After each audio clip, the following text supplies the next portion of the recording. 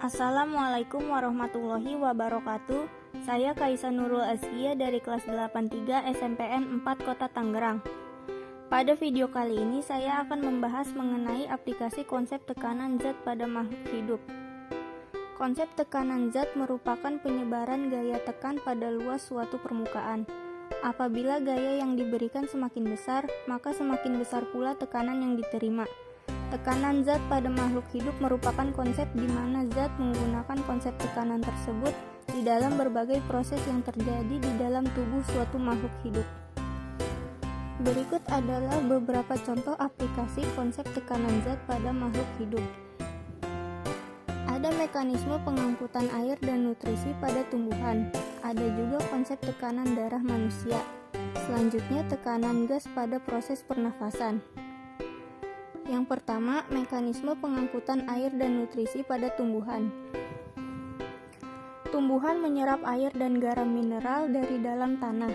Air dan garam mineral masuk ke akar melalui epidermis akar secara difusi dan osmosis. Air dan garam mineral tersebut kemudian dibawa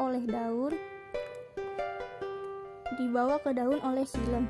Pertama-tama, air diserap oleh rambut-rambut akar. Kemudian air masuk ke sel epidermis melalui proses secara osmosis. Selanjutnya, air akan melalui korteks. Dari korteks, air kemudian melalui endodermis dan pericycle. Selanjutnya, air masuk ke jaringan xilem yang berada di akar. Setelah tiba di xilem akar, akan bergerak ke xilem batang dan ke xilem daun. Air dari dalam tanah dapat masuk ke batang tumbuhan melalui akar karena adanya daya tekan akar. Tekanan air tanah lebih besar dibanding tekanan air dalam batang, sehingga air dapat masuk ke sel-sel tumbuhan melalui akar. Akar yang telah masuk ke dalam sel-sel tumbuhan dapat mencapai daun-daun pada tumbuhan tersebut karena adanya gaya isap daun dan daya kapilaritas pada batang tumbuhan, yaitu naiknya zat cair melalui pembuluh kapiler. Daya kapilaritas batang dipengaruhi oleh adanya gaya kohesi dan adhesi. Kohesi merupakan kecenderungan suatu molekul untuk dapat berikatan dengan molekul lain yang sejenis. Adhesi adalah kecenderungan suatu molekul untuk dapat berikatan dengan molekul lain yang tidak sejenis. Melalui gaya adhesi, molekul air membentuk ikatan yang lemah dengan dinding pembuluh. Melalui gaya kohesi akan terjadi ikatan antara satu molekul air dengan molekul air lainnya.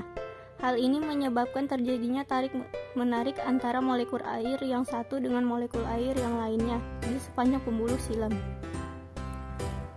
Selain disebabkan oleh gaya kohesi dan adhesi, naiknya air ke daun disebabkan oleh penggunaan air di bagian daun atau yang disebut dengan gaya isap daun. Air dimanfaatkan oleh tumbuhan dalam proses fotosintesis. Pada daun, air juga mengalami penguapan. Penguapan air oleh daun disebut transpirasi. Penguapan air oleh bagian daun akan menyebabkan terjadinya tarikan terhadap air yang berada di bagian xilem sehingga air yang ada pada akar dapat naik ke daun. Semua bagian tumbuhan yaitu akar, batang, dan daun dan bagian lainnya memerlukan nutrisi.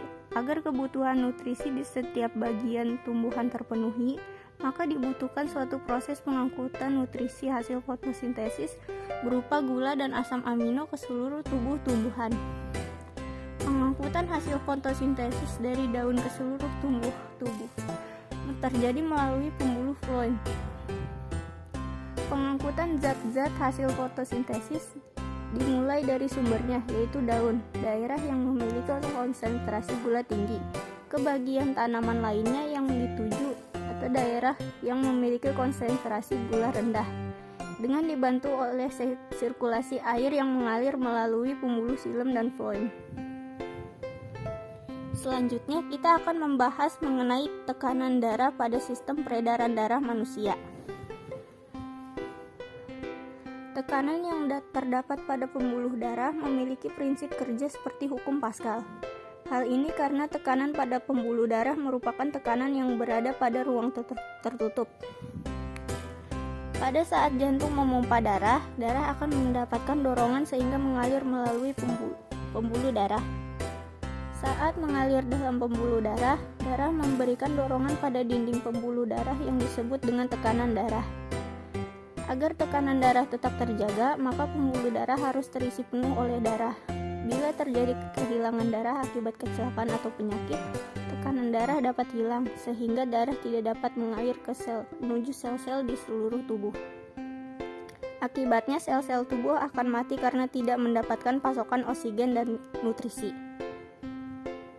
Tekanan darah diukur dengan menggunakan sebuah alat yang bernama sphygmomanometer. Ada pula yang menyebutnya dengan tensimeter. Tekanan darah diukur dalam pembuluh nadi atau arteri besar yang biasanya dilakukan di tangan bagian lengan atas. Tekanan darah yang normal berkisar antara 120 sampai 80 mm Hg.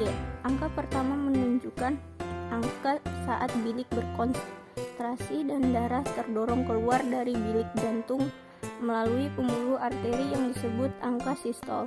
Angka kedua, yaitu lebih rendah, adalah hasil pengukuran tekanan saat bilik berelaksasi dan darah masuk menuju bilik jantung.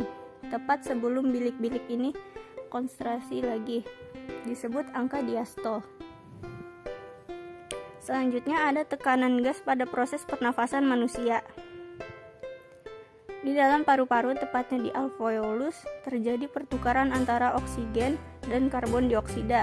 Setiap menit, paru-paru dapat menyerap 250 ml oksigen dan mengeluarkannya sebanyak 200 ml karbon dioksida.